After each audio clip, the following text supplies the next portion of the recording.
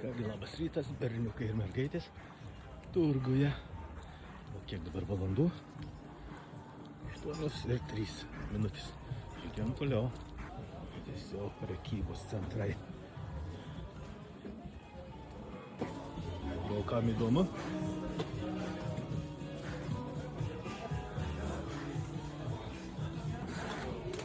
Tepalų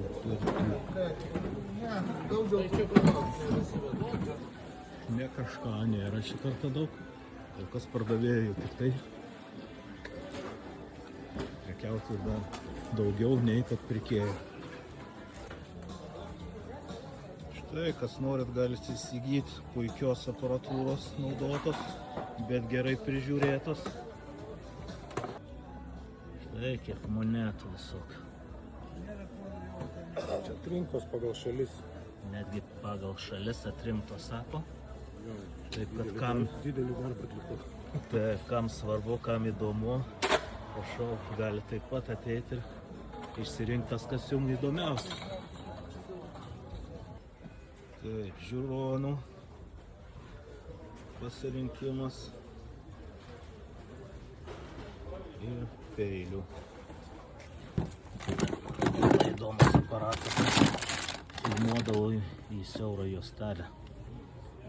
Ir ekraną galima buvo pasižiūrėti, kirpt, montuot. Įdomus aparatas. Įdomu, kaip peris veikia. Gal, sakau, visi kur pajūri, ar ką? Pirkėjų kol kas mažai. Na, aišku, laikas dar toksai.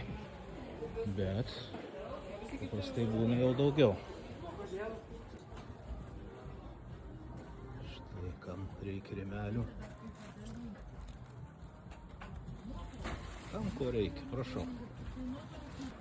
Taigi primenu, kad toks trumpas reportažas iš bagažinių turgavėlių Kaune prie Hurmo bazės.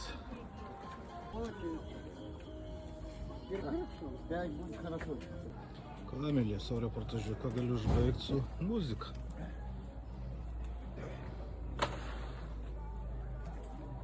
Didelis kiekis, ko nori.